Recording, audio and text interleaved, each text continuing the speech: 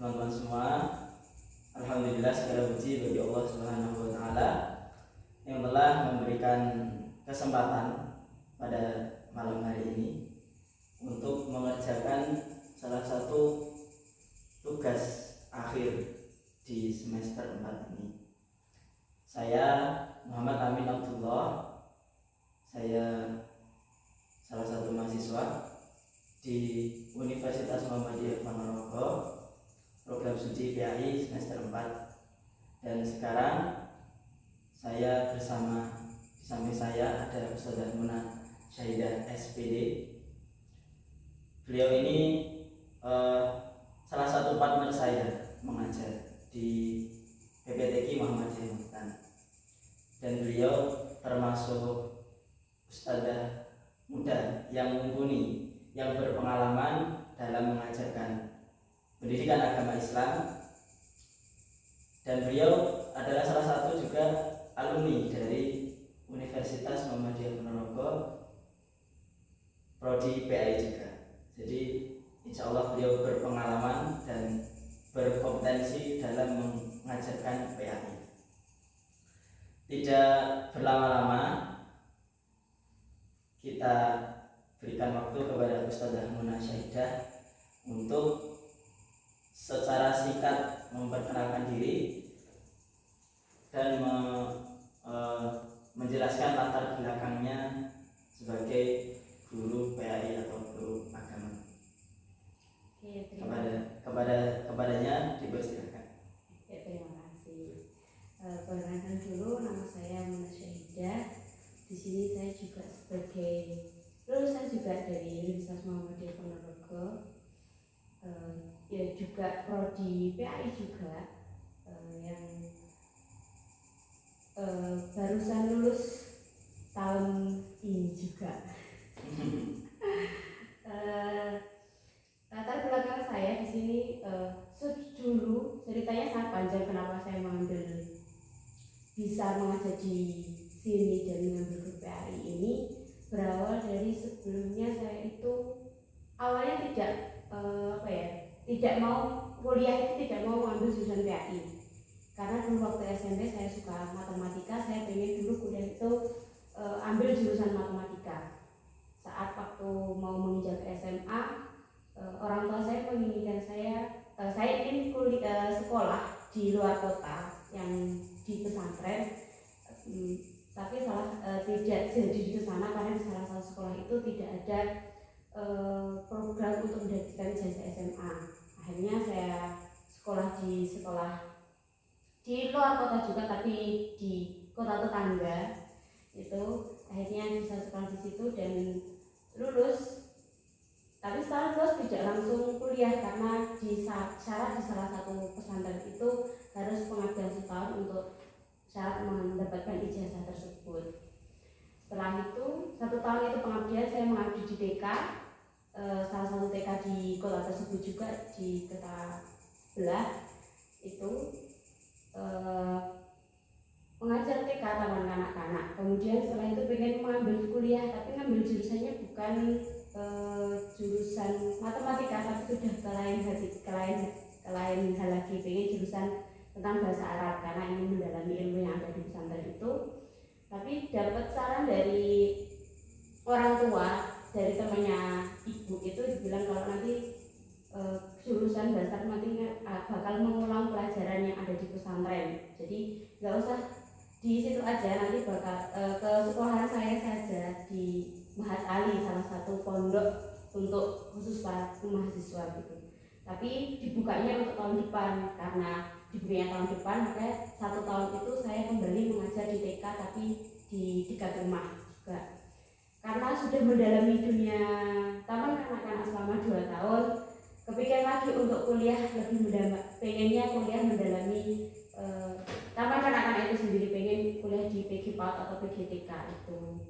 Tapi karena 1 tahun lagi benar udah cari informasi tentang PG PAUD di sekitar di kota Medan ini atau di kota sebelah, tapi sudah pengen daftar, terus dapat tawaran dari salah satu tetangga tetangga yang di sini ada salah satu lembaga yang ingin mendirikan pondok pesantren yang khususnya untuk anak sekolah dasar. Pikir saya ketika saya sudah mendalami dunia SD, dunia taman kanak-kanak, pengen mencoba tantangan baru lagi ke dunia anak tingkat SD. Dan gitu. Habis itu setelah itu akhirnya mencoba itu untuk 1 tahun. Akhirnya mencoba di situ.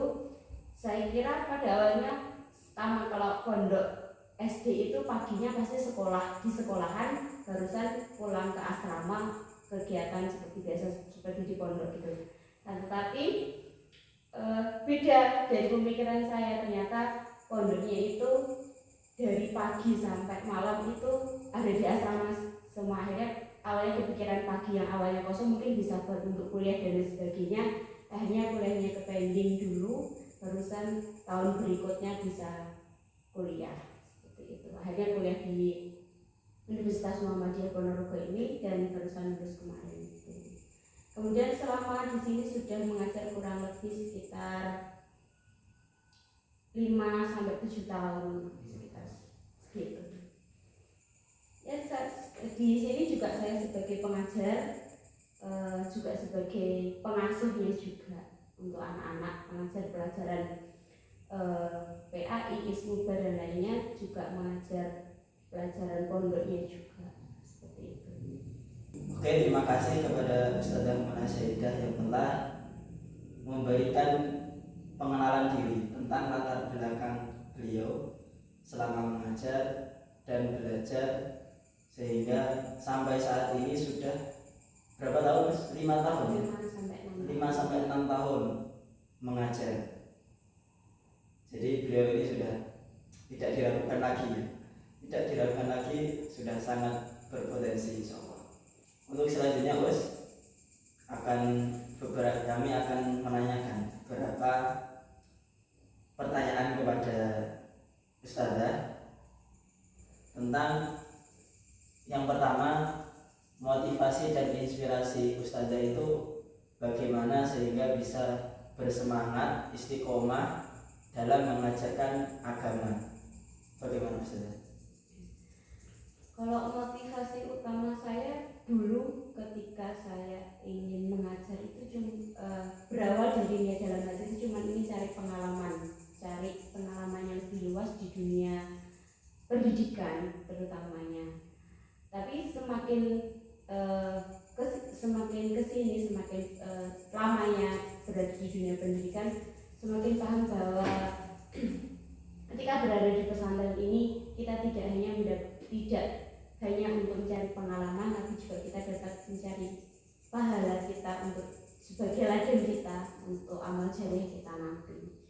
Ya, karena kan ketika kita mengajarkan kepada anak-anak dalam hal apapun itu, sekecil apapun, contohnya melatih untuk buang sampah pada tempatnya, mengajarkan anak untuk mengingatkan anak untuk makan jangan sambil berdiri, makan harus sambil duduk, makan segala sesuatu dimulai dengan bismillah, itu pun sudah menjadi amal jariah kita. Jadi motivasinya sebagai pengajar itu ya satu, cari pengalaman yang pertama, kedua mencari amal jariah, dan mencari menambah wawasan untuk sekitar kita. Kan banyak ketika kita berkumpul dengan orang-orang yang baru, dengan kita mendapatkan wawasan dari orang-orang itu. Oh ya, terima kasih atas tanggapannya. Kemudian untuk selanjutnya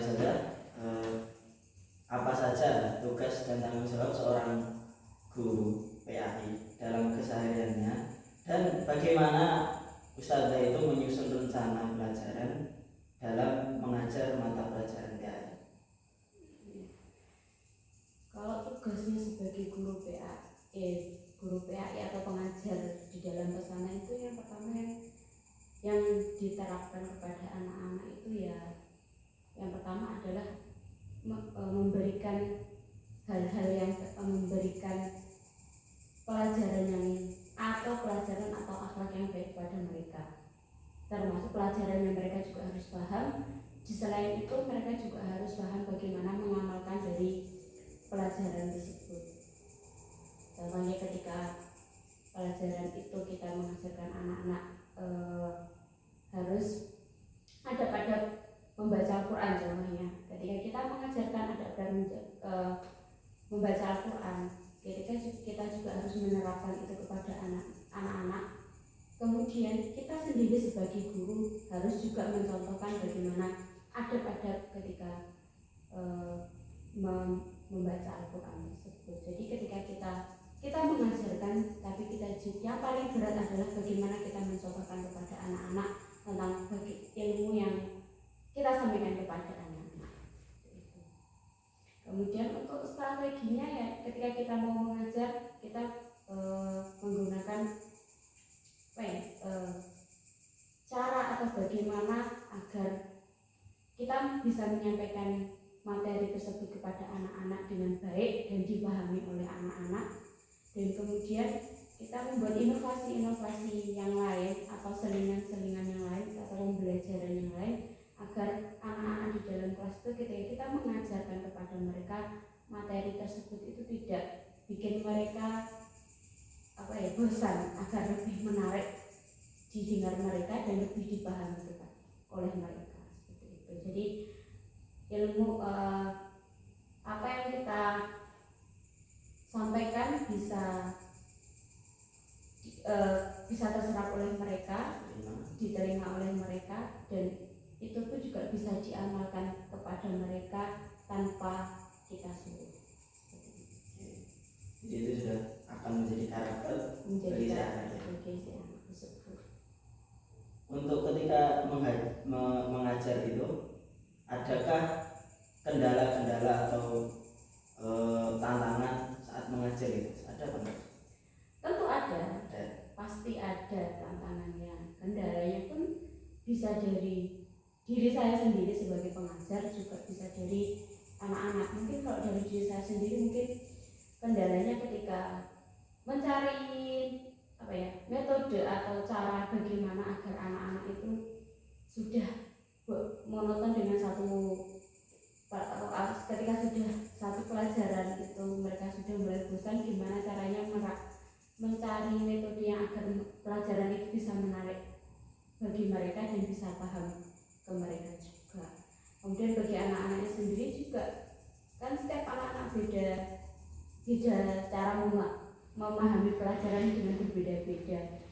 Itu ya yang bikin yang menjadi kendalanya dari situ. Atau gitu ketika anak-anak sudah mulai malas untuk kita beri tugas dan sebagainya, sudah malas, maka mereka juga lama mengerjakannya. Ketika mereka sudah mulai bosan, maka akan jadi rame, yang satu sudah bisa tenang, yang lain rame dan lain sebagainya. Untuk solusinya bagaimana? Untuk menghadapinya, untuk apa? Ya solusi untuk semua hal-hal masalah dalam itu. Kalau dari saya sendiri, kita biasanya saya pribadi itu biasanya mencari hal-hal yang kelihatannya menarik, seperti cara pembelajaran cari di YouTube atau di sosial media yang sekiranya contoh pembelajaran yang bisa menarik untuk anak-anak, dan pembelajaran alat atau tambahan alat-alat peraga yang bisa memahamkan anak-anak. Kemudian kalau untuk anak-anak sendiri, agar bisa lebih memahami itu biasanya kita cari inovasi yang lain biar anak-anak bisa paham dengan materinya. Kemudian ketika anak-anak dan sebagainya, kita cari buat game terlebih dahulu atau buat speak game, ya itulah permainan-permainan yang buat anak-anak seru-seruan, bisa konsentrasi, seru-seruan, nggak monoton pelajaran terus. Baik Ustazah, terima kasih atas tanggapan yang telah diberikan. Ada beberapa pertanyaan lagi. Selanjutnya itu tentang kolaborasi antara satu guru dengan guru yang lainnya, antara ustazah dengan ustadz atau ustazah yang lainnya. Bagaimana kolaborasi dengan guru lain di sekolah atau di pondok ini untuk meningkatkan kualitas pendidikan? Bagaimana Ustaz? Ya, kalau di pondok ini itu ketika kita kolaborasinya, ketika kita kan pegang satu ustazah beda kelas. Jadi ketika kita mengampu kelas 3, ada yang mau kelas 4, kelas 5 untuk pelajaran PI tersebut atau pelajaran pondoknya, kita ketika ada hal yang begitu menarik, kita saling diskusi antara satu dengan yang lain, bagaimana cara kita untuk bagaimana cara menyampaikan kepada anak-anak tersebut. Kemudian kita kolaborasi dari PAI, dari pelajaran-pelajaran, ada yang mengajar PAI, ada yang bahasa Arab, ada yang umi, ada yang tahfidz, ada yang sholat dan lain sebagainya. Itu kita bagi-bagi tugas. Ketika sudah dibagi tugas tersebut, kita diskusikan kembali bagaimana cara mengajar yang begitu menarik untuk anak-anak, biar suatu kualitas dari pelajaran tersebut bisa baik dan bisa tersampaikan kepada anak-anak dengan baik. Aku bingung tata kata-katanya. Kita sering rapat gitu ya. Sering rapat membahas suatu masalah, kita selesaikan bareng-bareng sesuai dengan bidangnya. Baik Ustazah, untuk selanjutnya ini ada pertanyaan tentang pengaruh era globalisasi. Itu ada nggak bagaimana pengaruh globalisasi itu terhadap santri-santri dan murid-murid di pondok ini? Pengaruh globalisasi di pondok ini ada beberapa pengaruhnya juga, terlebih adanya handphone itu sendiri. Jadi kalau memang di pondok ini memang tidak diperbolehkan untuk membawa dan memegang dan melihat handphone, ataupun lewat dari ustazah itu sendiri juga tidak boleh seperti itu. Karena efek dari handphone tersebut juga banyak juga dari santri juga yang keluar dari pondok juga karena HP juga ada. Mereka juga awalnya dari santri yang lulusan lulusan dulu, ketika mereka pulang itu aja mereka sudah pegang HP, kembali ke pondok itu sudah pengaruhnya sudah banyak hal-hal yang negatif yang mereka bawa karena pengaruh HP itu sendiri. Contohnya kayak TikTokan dan lain sebagainya itu. Dan dari ketika mereka pulang ke rumah megang HP, mereka akhirnya hafalan mereka menjadi hilang. Dan kembali ke pondok pun mereka kayak seperti menghafal kembali dari hafalan mereka ketika di rumah, tidak diulang, hanya bermain handphone itu sendiri. Bahkan ada itu santri yang nggak mau balik karena event game.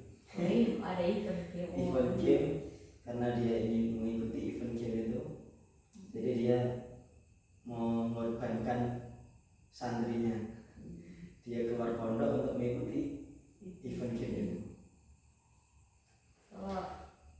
Karena saya mengampunya untuk asrama putri, alhamdulillah untuk putri itu mungkin kebanyakan di TikToknya sih, joget-jogetannya. Saya joget. Iya, seperti itu. Kalau di yang lain kurang. Kalau putri nge-game itu enggak ya? Enggak, kalau putri untuk nge-game itu tidak. Mungkin cuma ya TikToknya itu lagu-lagunya dan jogetnya aja sih. Kalau untuk game dan lain sebagainya untuk putri insya Allah tidak, karena mungkin game-gamenya mereka kan cuma game-game yang enggak terlalu, yang game-game ringan lah ibaratnya. Jadi apa itu biasanya? Cinta sih. Iya. Kemudian Ustazah, bagaimana ya tentang evaluasi dalam pembelajaran di pondok ini? Untuk evaluasinya kita untuk keseluruhan pengajar biasanya kita lakukan 1 minggu sekali. Itu kita lakukan untuk evaluasi gimana kegiatan belajar mengajar, kendala-kendala yang kita alami, kita carikan solusi bersama. Situ kita evaluasi. Tapi kalau untuk evaluasi untuk anak-anaknya kita lakukan setiap ketika kita menyelesaikan satu bab pelajaran itu sendiri. Jadi kita evaluasi setiap bab. Setelah selesai satu bab itu kita evaluasi ke anak-anak bagaimana mereka dapat memahami materi yang kita sampaikan atau tidak. Untuk evaluasinya mungkin kalau itu untuk pembelajarannya, tapi kalau di sini kan pondok tahfidz, untuk evaluasi tahfidznya kita lakukan setiap 1 semester sekali untuk anak-anak. Tapi kalau untuk saudara-saudaranya tetap kita evaluasi setiap minggunya kendala-kendala pada anak itu apa saja, dan kita cari solusinya juga. Tapi kalau untuk evaluasi full di anak-anaknya kita lakukan setiap 1 semester sekali. Jadi di akhir semester biasanya sebelum ujian sekolah kita lakukan evaluasi tahfidz untuk anak-anak. Yang semua yang sudah dihafalkan oleh anak-anak kita evaluasi semua. Jadi setiap minggu tadi untuk ustadz-ustadznya ya, untuk evaluasi tentang program, tentang bagaimana pembelajaran yang kendala-kendala dalam pembelajaran pada anak-anak. Terus setiap semester itu akan ada ujian evaluasi untuk tahfidz hafalan anak-anak. Gitu ya. Sedang ada nggak momen atau cerita kesan dari santri itu kepada ustazah itu ada banget yang sampai sekarang itu terkesan gitu? Ada. Cerita dari santri itu biasanya ketika kita belajar sama anak-anak. Yang kita paling kesan ketika kita bercanda dengan anak-anak sih, ketika bersenda dengan anak-anak itu kita juga selipkan cerita-cerita, nasihat-nasihat juga, dan mendengarkan cerita-cerita mereka ketika di rumah. Itu yang paling terkesan ketika bersama anak-anak. Karena kan kita bersama mereka mungkin hampir 24 jam di sini bersama mereka, setiap harinya bersama mereka, ketemunya juga mereka juga dalam satu lingkup juga. Akhirnya ya yang paling besar ketika mendengarkan cerita mereka, celotehannya mereka, keluhannya mereka, itu yang paling berkesan. Yang mendengarkan sini cerita, sini belum selesai cerita, sini sudah cerita, sini sudah nyambung, sautan saya sampai kadang tuh mengiyakan, bingung mau menyauti yang mana dulu yang harus dibalas. Oh iya, mau menanggapi yang mana dulu sampai bingung. Itu yang bikin terkesan tuh. Jadi sudah seperti bisa dianggap di sini, bisa juga sebagai ibu, juga bisa sebagai kakak, sebagai teman, sebagai sahabat, ya seperti itulah perannya di sini. Jadi sangat terkesan bahagia ya sama anak-anak itu ya. Kemudian yang terakhir ini saudara, kami minta pesan dan harapan kepada ustazah untuk para calon guru PAI yang ingin melanjutkan profesi ustazah ini, profesi mulia ustazah ini, apa pesan dan harapan kepada mereka semua? Pesannya untuk para pengajar, tidak terkhusus, enggak khusus untuk PAI saja, untuk semuanya calon pengajar.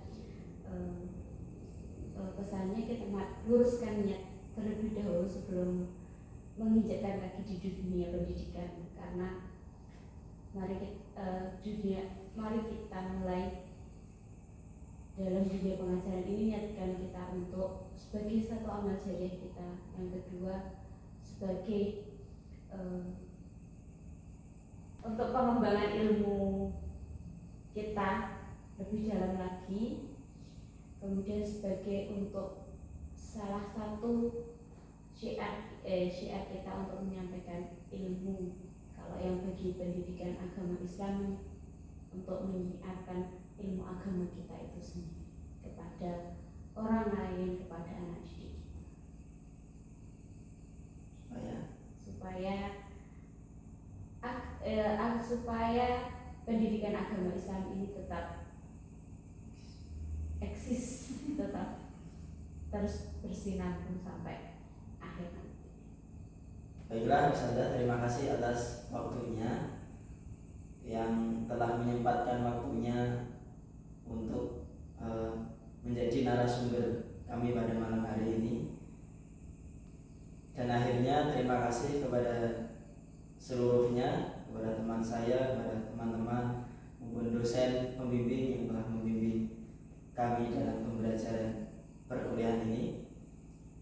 Adapun apabila terdapat kesalahan dari ketika kita bertemu bertatap muka dalam pembelajaran hingga pada malam hari ini, ketika ada kesalahan dalam penyampaian